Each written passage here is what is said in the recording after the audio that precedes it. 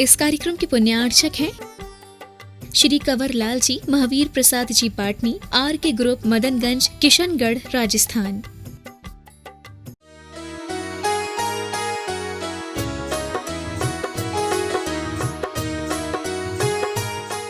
ये आपके मन के अंदर का भाव इस बात में आना चाहिए कि प्रभाव एक बहुत बड़ी चीज है और वो प्रभाव का एक एरिया होता है।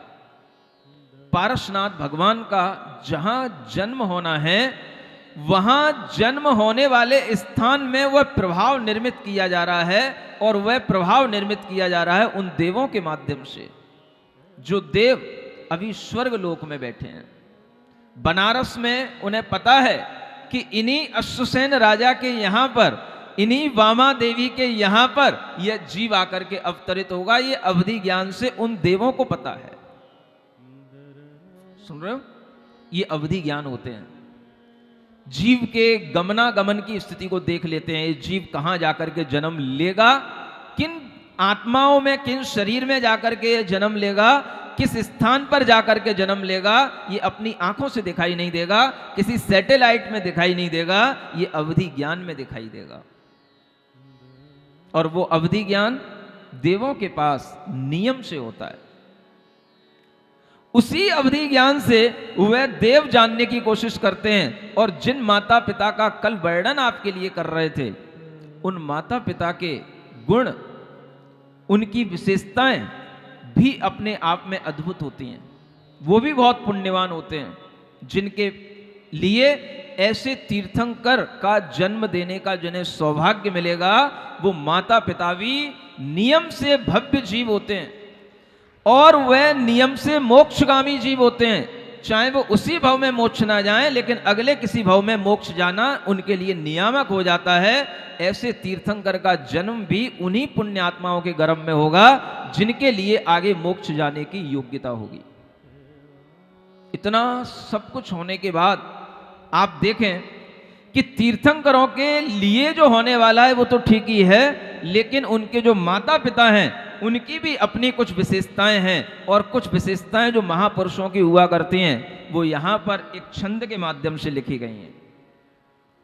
तिथयरा तप्पियरा हलहर चक्काई वासदेवाई पड़वास भोय भूमि आहारो नथ निहारो। क्या है ये?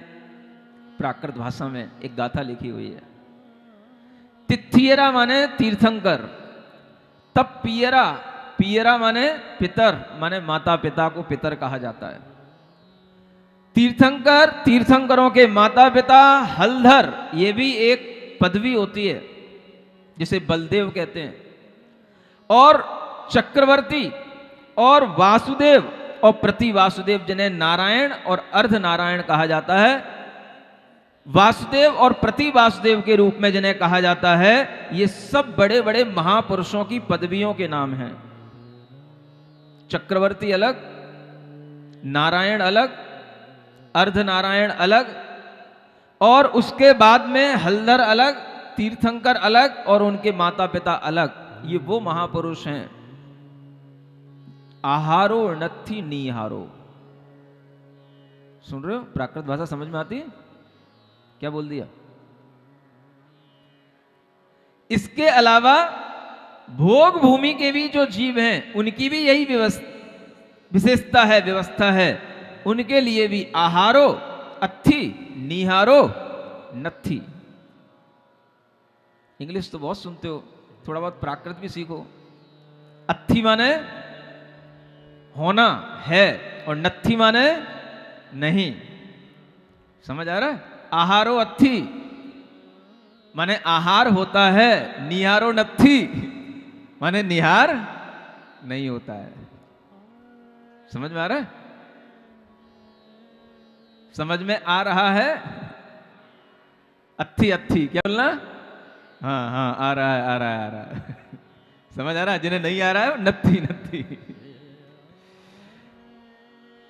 ऐसे शरीर जिनको पुण्य के योग से ही प्राप्त किया जाता है, और ऐसे शरीर जिनके माध्यम से आहार तो हो और निहार नहीं हो, अगर ये आज किसी के लिए हो जाए तो वो रोगी कहलाएगा। डॉक्टरों के पास घूमता फिरेगा, न जाने कौन कौन से चूर्ण खाएगा। महाराज आहार तो हो रहा है, निहार नहीं हो रहा है। समझ आ रहा है? सिर में दर्द हो जाएगा, बीमारियां हो जाएंगी।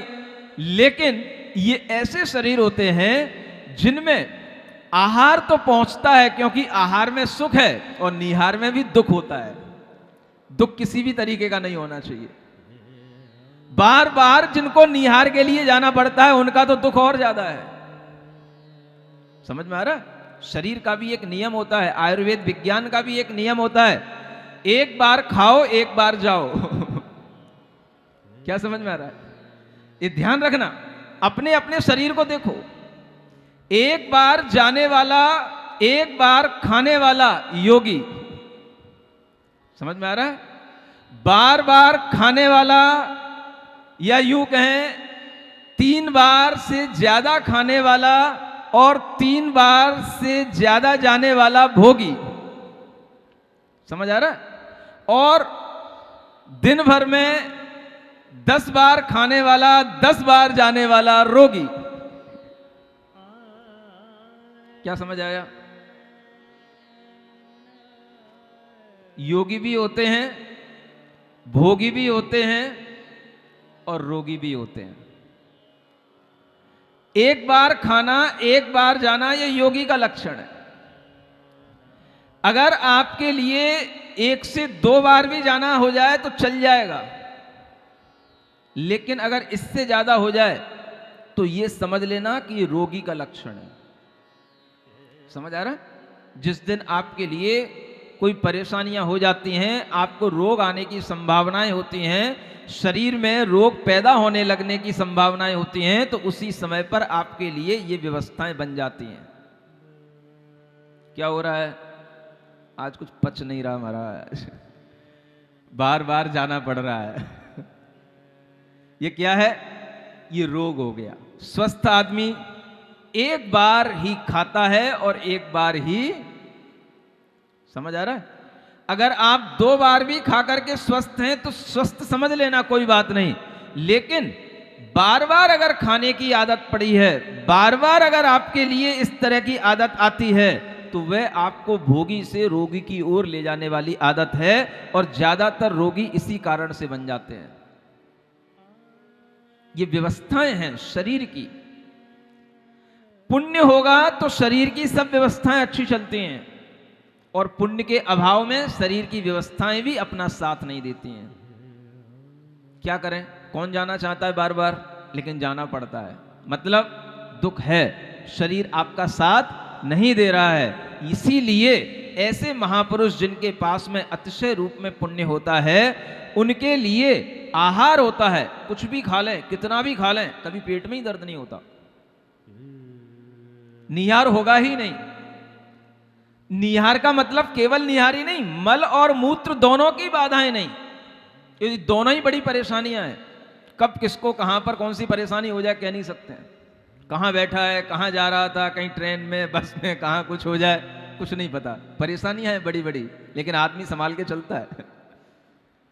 इनको हम समझने की कोशिश करें कि ये भी हमारे शरीर के दुख हैं। लेकिन जो लोग ऐसे जीवन जीने के आदतन पड़ जाते हैं, उन्हें रोग भी दुख भी समझ नहीं आते। ऐसे भी दुख होते हैं कि कई लोगों के लिए कई तरह से उनके लिए व्यवस्थाएं दूसरी कर देनी पड़ती हैं। शरीर खराब हो जाता है, आंतों की व्यवस्थाएं खराब हो जाती हैं, दूसरी थैलियां लगानी पड़ जाती हैं, या कोई दूसरी यूरिन को निकालने की व्यवस्थाएं बनानी पड़ती हैं, लेकिन फिर भी उन्हें अपना जीवन चलाना पड़ता है। लेकिन हम क्षण भर के लिए तो सोचें कि ये शरीर कितना दुख देने वाला है। पाप के उदय से हमें इस तरीके का शरीर मिला, कोई बात नहीं, लेकिन इस शरीर में अब हम आसक्ति ना रखें। इस शरीर से विरक्ति रख करके हम थोड़ा सा धर्म भाव करें और ऐसे पुण्यवान जीवों की तरफ देखें। ऐसा भी शरीर होता है। आहारो अत्थि, निहारो नत्थि, ऐसा भी शरीर होता है। विश्वास होता है। अब तो महाराज करना ही पड़ेगा, आपने बहुत विश्वास करा दिया, अब तो एक एक लाइन पर विश्वास होगा। समझ आ रहा है? तीर्थंकर गर्भ में आने वाले हैं, विश्वास हो रहा है? तीर्थंकर के माता पिता बनारस नगरी में राजा रानी के रूप में हैं, विश्वास हो रहा है? और वह बनारस नगरी वही है जहां से आप परिचित हैं, और उस बनारस नगरी का पूर्व का इतिहास भी बहुत बड़ा है, बहुत बड़े बड़े वहां पर काम हुए हैं। युग की आदि में भगवान ऋषभ देव के समय पर राजा अकंपन हुए थे। थोड़ा इतिहास की बात भी सुने। अकंपन राजा ने अपनी बेटी सुलोचना का विवाह करने के लिए सबसे पहले स्वयंवर की रचना की थी, इसी काशी नगरी में, इसी बनारस में। वो अकंपन राजा ने सबसे पहले सुलोचना नगरी का विवाह करने, सुलोचना बेटी का विवाह करने के लिए स्वयंवर की रचना की थी। कहां पर? काशी में। भगवान ऋषभ देव के समय से यह इतिहास जुड़ा हुआ है, सुन रहे? और ये वही सुलोचना है जिसका विवाह जय कुमार के साथ हुआ था, जो भरत चक्रवर्ती का सेनापति था, प्रधान सेनापति। भरत चक्रवर्ती के रत्नों में प्रधान रत्न माना जाता है। भगवान पार्श्वनाथ तो 23वें तीर्थंकर हैं, उससे पहले भी उस बनारस में एक और तीर्थंकर का जन्म हो चुका है। 1000, 2000, लाख, करोड़ वर्ष पहले नहीं, अरबों खरबों नील महानील वर्ष पहले नहीं, असंख्यात वर्ष पहले। क्योंकि भगवान सुपार्श्वनाथ का जन्म स्थान भी बनारस ही है, यह शास्त्रों में लिखा हुआ है। पारसनाथ तो याद आ रहे हैं, सुपार्श्वनाथ भी याद करो। और इसलिए याद करो कि दोनों के रंग एक जैसे हैं। जैसा पारसनाथ भगवान के शरीर का रंग है, वैसा ही सुपार्श्वनाथ भगवान के शरीर का रंग है। और दोनों का जन्म बनारस में हुआ। और सुपार्श्वनाथ भगवान कितने पहले के? बहुत पहले के। चंद्रप्रभु भगवान से भी पहले के, शांतिनाथ भगवान से भी पहले के। कौन से नंबर के? 7वें नंबर के। और हम अभी कथा पढ़ रहे हैं कौन से भगवान की? 23वें तीर्थंकर की। इससे पहले भी ये दृश्य हो चुके हैं, इससे पहले भी इस बनारस में इस तरीके के अवतार हो चुके हैं। लेकिन न हमें वो प्रजा याद है, न हमें वहां का कोई कथानक याद है। और ये सब जो हमारे अतीत में घटित हो चुका, वह केवल हमारे लिए आगम का विषय, शास्त्र का विषय रह गया। वो हमारी केवल स्मृति और श्रद्धा का विषय रह गया। अगर हम और आगे बढ़ते हैं तो उसके बाद में यह तीर्थंकर 23वें तीर्थंकर जन्म लेंगे। और उसके बाद भी एक और बड़ी घटना याद रखने लायक है जो वहां से जुड़ी हुई है। क्या? हाँ, सुन रहे हो?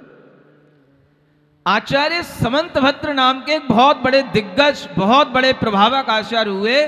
उन आचार्य समंतभद्र की घटना भी वहीं बनारस से जुड़ी हुई है, जहां उन्होंने एक पत्थर में, एक पिंडी में छेद करके, उसको फाड़ करके चंद्रप्रभु भगवान की प्रतिमा अपनी भक्ति से प्रकट की थी। वो वही बनारस नगरी है। आपको कुछ याद हो या ना हो, इतिहास धीरे धीरे मिटता है। जब मैं बनारस गया, सम्मेद शिखर की यात्रा से लौटने के बाद मैं बनारस आया, मेरे मन में भाव आया, क्या वो स्थान आज भी है? कुछ लोगों ने मुझे बताया, हाँ महाराज, वो स्थान आज भी बना हुआ है। सुने, कान खोल के सुने। मैंने भाव किया कि मुझे इस स्थान को देखना है। महाराज वहां कुछ नहीं है, आप क्या देखने जाओगे? वहां तो एक कुछ पिंडी नुमा कुछ रखा हुआ है, किसी का मंदिर बना हुआ है। कोई बात नहीं, मुझे वो स्थान देखना है जहां पर इतने बड़े आचार्य के द्वारा कोई घटना घटित हुई है।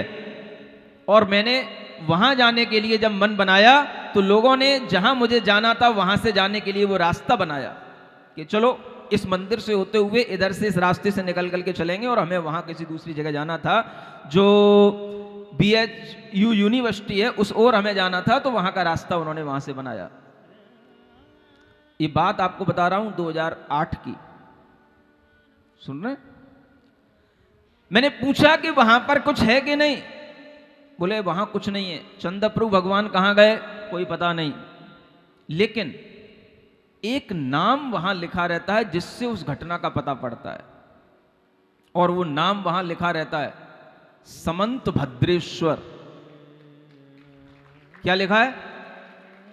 और उसी के नीचे लिखा रहता है फटे महादेव। समझ आ रहा है? मैं जब वहां पहुंचा, छोटा सा एक मंदिर है और उस मंदिर के पीछे बहुत बड़ा मंदिर बना हुआ है, जिसकी घटना भी कुछ अजय अलग तरीके की है, वो भी कभी आपको बताऊंगा। जब वहां पहुंचा मैं, तो मैंने वहां जो पंडित था, पुजारी था, मैंने उससे पूछा ये नाम यहां समंत भद्रेश्वर क्यों पड़ा? मैंने उससे पूछ लिया, तो वो थोड़ा सा विचलित हो गया। आपको इससे क्या लेना देना? ये मेरे इष्ट का नाम है, बहुत दिनों से नाम चला आ रहा है। वो इस तरीके की टोन में बात करने लग गया। तो मैंने सोचा ये बिगड़ रहा है, तो मैंने देखा यहाँ कुछ अपने लायक कुछ है भी नहीं है, देखने लायक कुछ है भी नहीं, बस मैं तो यही देखने आया था कि वास्तव में यहाँ कुछ लिखा है क्या। मैं आगे बढ़ गया, चला गया। आप सोचें इतिहास कैसे मिटते हैं, कैसे मिटाए जाते हैं। वहां अब कुछ नहीं है। अब मुझे लोगों ने यह भी बताया इतने सालों के बाद, जब मैंने वहां पर समंत भद्रेश्वर भी लिखा देखा, कुछ लोगों ने मुझे यह भी बताया कि अब उस स्थान पर वो भी मिटा दिया गया, वहां पर वो भी नहीं लिखा हुआ है। समझ आ रहा है? अब अगर वहां पर वो नाम भी मिट गया, तो अब आपके पास इतिहास में कुछ नहीं रहा। अब सिर्फ मेरी स्मृति रही जो मैं आपको बता रहा हूं। अब वहां पर वो नाम भी हट गया, फिर वहां पर अब आपकी कोई पहचान नहीं रही, और तो कुछ था ही नहीं वहां। एक समंत भद्र के नाम से ही हम समझते थे कि वो आचार्य समंत भद्र के नाम से आज तक भी वो नाम चला आ रहा है, और उस नाम का मंदिर आज तक भी वहां बना हुआ है। समझ आ रहा है? इतिहास देखो कैसे बनते हैं। और अगर हमें इतिहास से कोई मतलब नहीं होता है, तो इतिहास अपने आप मिटते चले जाते हैं। दूसरे लोग उन इतिहासों को मिटने के लिए तैयार रहते हैं। यह इतिहास है। हमें कभी फक्र नहीं होता कि अगर हम कभी बनारस जाएं तो इस भाव से जाएं कि वहां दो दो तीर्थंकरों की जन्म स्थली है, तप स्थली है। दो दो तीर्थंकर वहां पर जन्म लिए हैं। आज अगर उस बनारस को जाना जा रहा है, तो पीएम की सीट के माध्यम से जाना जा रहा है। उस बनारस को जाना जा रहा है तो वो गंगा नदी के कारण से जाना जा रहा है। लेकिन किसी को यह पता नहीं कि ऐसे तीर्थंकरों का जन्म स्थान वह बनारस है, और उस बनारस में रहने वाले ऐसे महापुरुष जो उस समय पर भी रहे होंगे, एक मनुष्य के ही रूप में रहे होंगे, लेकिन वो सामान्य से ऐसे विशेष मनुष्य थे जिनके लिए आहारो अथी निहारो नथी। इतना तो याद हो गया। चलो कह लेना हमको प्राकृत भाषा सीख गए, आने लगी है। ठीक है ना? कहानी शुरू करते हैं, बहुत देर हो रही है। मंगल भवन अमंगल हारी, पारसनाथ जगत हितकारी, सुख संपत सब ही घर आवे, पारस कथा भविक जन गावे। अब आगे भवि जन मन थंब, सुनो गर्भ मंगल आनंद। एक दिना सौ धर्म सुरेश, धनपति प्रतिदिनोपदेश। आन तेंद्र की तिथि में सही, आयु 6 मास शेष सब रही। देवी सम अवतार महान, होसी नगर बनारस थान। अश्वसेन भूपति के धाम, पंचाचरज करो अभिराम। यह सुरेंद्र ने आज्ञा करी, सो कुबेर निज माथे धरी। चलो तुरत लागी नहीं बार, सो है संग अमर परिवार। हर्षित अंग पिता घर आए, करी रतन वर्षा बहुबाय। जिनके तेज तिमिर नहीं रहे, नाना वरण प्रभा लह लहे। ऐसे निर्मलोलक नग भूर, बरसे नभ के आंगन पूर। नभ सो आवे झलकती, मणिधारा इति भाय। सुरग लोक लक्ष्मी की धो, सेव देवन उतरी माय। क्या कह रहे हैं? मन को थाम करके यह गर्भ मंगल की कथा सुनना है आपको। क्या करके? मन को थाम के। थाम के मतलब मन को रोक करके। समझ आ रहा? मन इधर उधर मत ले जाना, कोई भी ऊधमबाजी मत करना बैठे बैठे आपस में, किसी भी तरह से डिस्ट्रैक्शन माइंड में नहीं आना चाहिए, और मन को एक जगह रोक करके यह गर्भ मंगल की कथा आपको सुनना है। जब इंद्र ने आदेश दिया है कि अश्वसेन राजा के यहां पर जाकर के पंचाश्चर्य करो। क्या करो? हाँ, ये बहुत फेमस हैं पंच आश्चर्य। और ये 5 आश्चर्य इंद्रों के आदेश से देवों के द्वारा किए जाते हैं। तो उनमें सबसे पहला आश्चर्य तो यही है कि रत्नों की वर्षा होना। लोग अभी इतना ही जानते हैं केवल रत्नों की वर्षा होती है, लेकिन 5 आश्चर्य होते हैं गर्भ में आने से पहले। रत्नों की वर्षा उनमें एक आश्चर्य है, और रत्नों की वर्षा होती है वर्षा की तरह ही होती है। जैसे आपके लिए अगर पानी की वर्षा होती है दिखाई नहीं देता पानी कहाँ है, लेकिन जब गिर जाता है तब दिखाई देता है पानी गिर रहा है। ऐसे ही ऊपर से क्या हो रही है? रत्नों की बस वर्षा होगी। वर्षा होने पर आपको रत्न दिखाई देंगे, कौन बरसा रहा है ये दिखाई नहीं देगा। ऐसे 5 आश्चर्य प्रारंभ हो जाते हैं, और वो 5 आश्चर्य कौन से हैं वो यहां पर आपको याद करके जाना है कि वो 5 आश्चर्य क्या हैं। मंगल भवन अमंगल हारी, पारसनाथ जगत हितकारी, 3.5 कोड़ परवान, योनित वर्ष रतन महान। सुरभि सुगंध कल्पतरु फूल, बरसावे सुर आनंद मूल। गंधोदक की वर्षा करें, मानो मुक्ता फल अवतरें। प्रतिदिन देव दुदुम्बी बजे, किंदो महासागर ये गजे। एक तो 3.5 करोड़ रत्नों की वर्षा नित्य होना, ये क्या हो गया? ये पहला आश्चर्य हो गया। दूसरा आश्चर्य है कि सुरभित सुगंध कल्पतरु के फूलों की वर्षा। कौन से फूल? आपके यहां के ये गुलाब और केवड़ा के फूल नहीं, कल्प वृक्षों के द्वारा जो फूल होते हैं, जो स्वर्गों में कल्प वृक्ष होते हैं, उन फूलों की वर्षा का नाम है पुष्प वृष्टि। ऐसी पुष्प वृष्टि होती है। दूसरा आश्चर्य होता है ना? क्योंकि वह आश्चर्य में तभी है जब वो फूल आपके यहां नहीं मिले। कहां से आए, कौन ने बरसाए? जब कुछ आश्चर्यकारी होंगे तब आपको लगेगा हाँ ये कोई विशेष अवसर पर बरसने वाले, विशेष लोगों के द्वारा बरसाए जाने वाले कोई दिव्य पुष्प हैं, इसलिए उसको कहा जाता है दिव्य पुष्प वृष्टि। और तीसरा आश्चर्य होता है गंधोदक की वर्षा, हल्की हल्की रिमझिम सुगंधित वर्षा, ऐसी लगती है जैसे कि बूंदें मानो मोतियों की बूंदें गिर रही हों।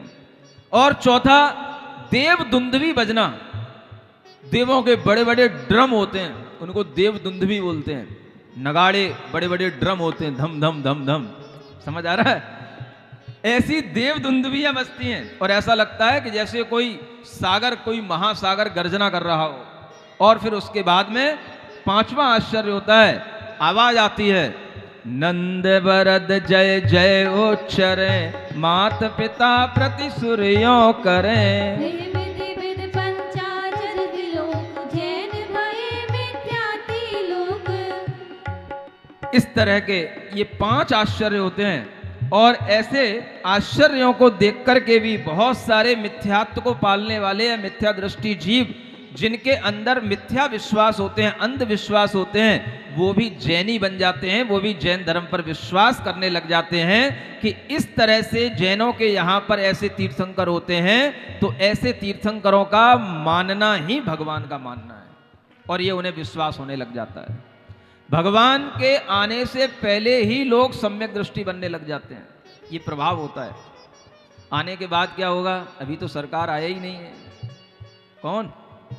सरकार अभी तो आए ही नहीं है, उनके आने की अभी केवल चर्चा शुरू हुई है। और इस तरीके के ये 5 आश्चर्य, देवन किए 6 मास लो, पंचाचरज अनूप, देख देख पर जा भई, आनंद अचरज रूप। 6 महीने तक ये पंचाश्चर्य होते हैं। सुन रहे हो? अब यूं नहीं कहना कि 6 महीने तक केवल रत्नों की वर्षा होती है।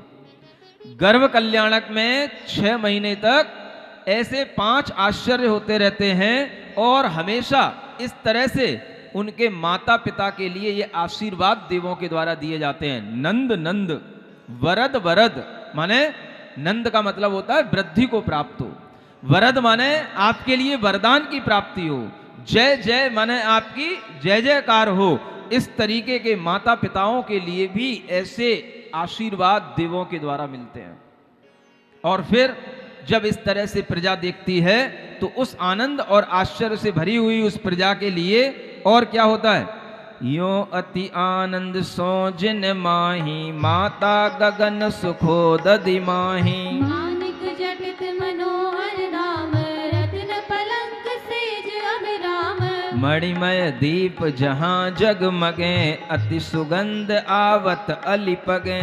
करि चतुर्थ आनंद स्नानी, करि शयन जननी सुख मानी। पश्चिम रैन रही जब आय, 16 सुपने देखो माय। तिनके नाम लिखो अब लोए, पढ़त सुनत पाठक छे होए। देखो क्या कहते हैं, ऐसे आनंद प्रजा को भी हो रहा है, माता पिता को भी हो रहा है, और वह माता ऐसे सुख के सागर में अपने आप को डुबोए हुए है कि उसका समय जो निकल रहा है वो आनंद के साथ निकल रहा है। और वह एक दिन अपनी शैया पर स्वप्न देखने के लिए तैयार होती है। स्वप्न देखने के लिए उसके लिए तैयारियां होती हैं, वो स्वप्न देखती है। जिस शैया पर वो लेटी हुई है वह रत्नों की शैया है, चारों तरफ मणियों के दीपक जगमगा रहे हैं, शैया पर सुगंधी है, और वह चतुर्थ स्नान के बाद में वह जननी वह शयन के सुख को प्राप्त हो रही है। सुन रहे? चतुर्थ स्नान समझते हैं? चौथे दिन का स्नान कहलाता है। महिलाएं समझती इन चीजों को। ये बात भी थोड़ी समझने योग्य है कि जब महिलाओं के मासिक धर्म के दिन आते हैं, उन दिनों में कभी भी भोग नहीं किया जाता है, उन दिनों में कभी रति क्रिया नहीं की जाती है। ये ज्ञान आज जरूरी है देना। मासिक धर्म के दिन बीत जाने के बाद ही वह क्रिया की जाती है, और अगर कभी ऐसा हो जाता है तो उससे अगर जो संतान अगर पैदा पहले तो होती नहीं है, अगर होगी तो नियम से अपंग होगी। मासिक धर्म का अपने आप में बड़ा महत्व है। शरीर में बनने वाली गंदगी को निकलने का एक टाइम होता है, और उस टाइम पर अगर वह गंदगी निकलती है तो हर तरीके से शरीर अपवित्र होता है, अशुचि होता है। शरीर में जो गंदगी बन रही है जब तक शरीर के अंदर है तब तक वो अपवित्र नहीं है, लेकिन अगर वो शरीर से रिसने लग जाए तो वो अशुचि कहलाता है। आज की बेटियां, आज की माताएं, आज की पढ़ी लिखी बहुएं थोड़ा सुनने और समझने की कोशिश करें। भारतीय संस्कृति के अंदर यह एक पवित्र परंपरा रही है, चाहे वो हिंदू धर्म हो, वैष्णव धर्म हो, जैन धर्म हो, हर धर्म में परंपरा रही है। न केवल भारतीय धर्म में, लेकिन आप इतिहास उठा करके देखेंगे तो विदेशों में भी बहुत सी जगहों पर यह परंपरा मान्य है। जो ये माहवारी होती है उन दिनों में कोई भी पवित्र स्थानों पर नहीं जाना, किसी भी तरह के गृह कार्य नहीं करना, उन दिनों में स्वयं अपने हाथ से भोजन नहीं बनाना, और ना पति बेटों आदि को भोजन कराना। आपका शरीर अशुद्ध है, आपके शरीर से निरंतर अपवित्रता का झरना झर रहा है, और आप उस समय पर अगर कोई भी भोजन बनाएंगे तो वो पवित्र नहीं होगा, वो अपवित्र हो जाएगा। ऐसी भी स्थितियां बनती हैं, ऐसे रोग होते हैं कि उस समय पर किए गए भोजन से आपके लिए सफेद दाग, अनेक तरह के पेट के रोग और आंखों के रोग भी हो जाते हैं, और ये चीजें प्रभाव डालती हैं। आप देखना, कभी भी ये सुना जाता था पहले घरों में कि अगर कहीं पर पापड़ बनाने के लिए उस पापड़ को सुखाने के लिए छतों पर रख दिया है, या कोई जो मूंग की दाल की जो बरी होती है उसको भी सुखाने के लिए रख दिया होता है, और वहां पर ऐसी महिलाएं अगर आ जाती हैं तो उनकी हवा से भी वो पापड़ काले पड़ जाते हैं, खराब हो जाते हैं। सुन रहे हो? ये पवित्रता और अपवित्रता का भाव आपको अपने ज्ञान में हमेशा बना करके रखना है। आज की बच्चियों को पढ़ाया जाता है कि ये सब कुछ नहीं है, इसमें आपको अपना दिमाग खराब करने की जरूरत नहीं है, इसमें आपको घर में बैठने की जरूरत नहीं है, आपको अपने घूंघट में रहने की जरूरत नहीं है, आप जो कर रहे हो करते रहो। जिनसे मिलना है उनसे मिलना है, जिनसे संपर्क करना है, ऐसा सिखाया जाता है। और ये भी सिखाया जाता है कि ये कुछ नहीं है, ये जैसे नाक से नाक निकल आती है ना, ऐसे ही मुंह से थूक निकल आता है ना, ऐसे ही बस अपने शरीर के अंगों से निकलने वाली गंदगी, इससे कुछ नहीं होता है। इस तरह का ज्ञान देकर के जो पवित्रता भंग की जा रही है, ये उसी के परिणाम है कि आज आप देखोगे कि घरों में तरह तरह की बीमारियां, कलह, अशांति और जो संतानें पैदा हो रही हैं उनमें तरह तरह की अपंगताएं, कुष्ठ रोग, ये जो मिल रहे हैं, ये सब इन्हीं तरह की अपवित्रताओं के कारण से उत्पन्न होने वाले रोग हैं। और ये सब चीजें आप लोगों को अपने विश्वास में रखनी चाहिए। इन चीजों के लिए साइंस इसलिए आगे नहीं आती क्योंकि साइंस के माध्यम से वही चीजें कही जाती हैं जो धर्म से अलग हट करके हों, जिन्हें दुनिया में सबके लिए काम करना हो। अगर साइंस के लोग ही ऐसी बातें करने लगेंगे तो ये जितने भी जॉब करने के बड़े बड़े ऑफिस हैं, जो लड़कियों के द्वारा ही जॉब कराए जा रहे हैं, वो सब खाली पड़े रह जाएंगे। इसलिए ये बातें उनको नहीं समझाई जाएंगी। आपको इसलिए समझना है कि आपको अपनी पवित्रता बना के रखना है। जिन घरों में इस तरह की अपवित्रता होती है वहां पर मुनि महाराज भी आहार करने के योग्य वो स्थान नहीं समझते। ध्यान रखना, जिन घरों में रसोई की शुद्धियां नहीं होती हैं, महिलाएं मासिक धर्म के दिनों में भी रसोई में जाकर के भोजन बनाती हैं, वो कभी मुनि महाराज को आहार देने के लिए उस रसोई घर में न बुलाएं, चेष्टा ना करें। वो स्थान अपवित्र हैं, वो बर्तन अपवित्र हैं। इस तरह के स्थानों पर मुनि महाराज कभी आहार नहीं लेते। इसलिए आप लोगों को यह पवित्रता बनाए रखने का धर्म स्वयं भी सीखना है, अपनी बेटियों को भी सिखाना है, और जो भी बहुएं घर में आती हैं उनसे भी कहना है कि ये धर्म जिस तरह से चला आ रहा है हमें उसी तरह से इसका पालन करना है। उन दिनों में ना हम देव का, ना हम गुरु का, ना हम शास्त्र का, किसी का दर्शन नहीं करते। उन दिनों में हम पवित्र स्थानों पर नहीं जाते। उन दिनों में घर की स्त्रियां घर से बाहर नहीं निकलती। अपने 3 दिन एक व्रत के रूप में वह निर्वाह करके उस धर्म का पालन करके ये भाव करती हैं कि मेरी यह स्त्री पर्याय की दुर्दशा के कारण से मुझे यह 3 दिन मिलते हैं जिसके कारण से मैं अपना धर्म नहीं कर पाती, तो मुझे यह स्त्री पर्याय का अभाव हो, छेद हो, इस तरीके का भाव करती हैं। तब जाकर के उनके धर्म की वृद्धि होती है। ये सीखना है। ये परंपराएं धीरे धीरे लुप्त हो रही हैं। पढ़ी लिखी बच्चियों के लिए सब चीजें कुछ नहीं लग रहा है। जैसे मुंह से नाक निकल आती है, मुंह से भी नाक निकल आती है, नाक से तो नाक निकलती है, ऐसे ही उनको समझ में आता है कि कुछ नहीं है। शरीर में जैसे घाव हो जाता है, वो बह रहा है, उसी तरीके से होता है। लेकिन ये सब बातें गलत हैं। उन स्थितियों में घर में रहना शालीनता होती है। और ये भी बता दें कि ज्यादातर स्त्रियों को जो बाहरी बाधाएं होती हैं, भूत प्रेत की बाधाएं हो जाती हैं, ये सब इन्हीं दिनों में बाहर घूमने से होती हैं।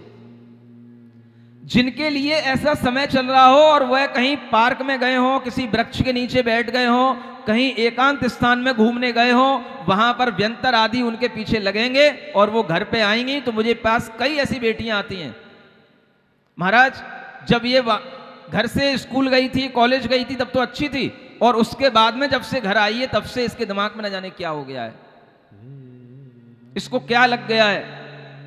अब वो लग गया है तो क्यों लग गया है ये अब कौन बताए।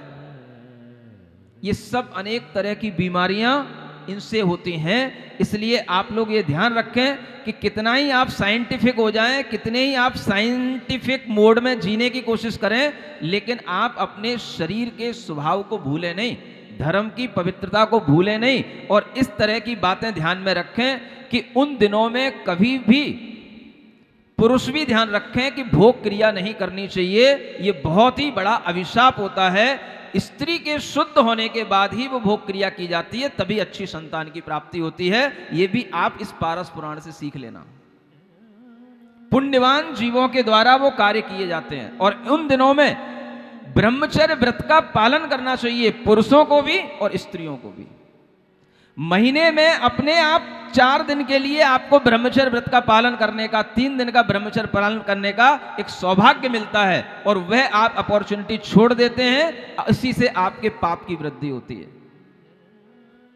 आपको कुछ नहीं करना है, अपने आप आपके लिए महीने में 3 दिन का ब्रह्मचर्य व्रत का भी भाव रखेंगे तो भी आपके लिए पुण्य का भाव आएगा। ये सीख रहे हो कि नहीं सीख रहे हो?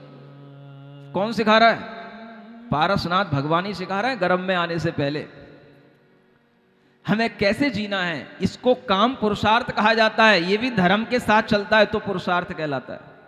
और इस तरीके के जो पुरुषार्थ करते हैं, इस तरीके के जो पुण्य के साथ में धर्म करके चलते हैं, उन्हीं के लिए ऐसी मंगल और पुण्यवान संतानों की प्राप्ति होती है।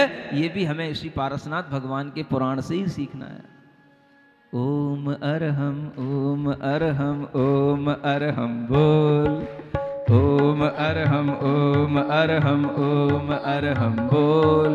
सभी कार्य की सिद्धि से तू पहले इसको ओम अरहम ओम अरहम ओम अरहम ओम अरहम ओम अरहम बोल। देखो, माता 16 स्वप्न देखती है उसी पवित्र शैया पर।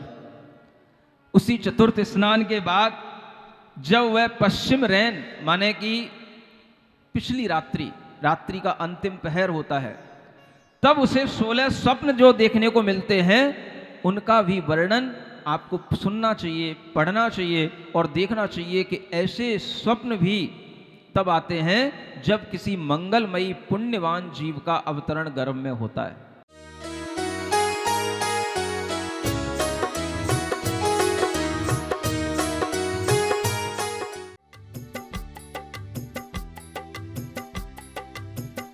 इस कार्यक्रम के पुण्यार्चक थे श्री कंवर लाल जी, महावीर प्रसाद जी पाटनी, आर के ग्रुप, मदनगंज, किशनगढ़, राजस्थान।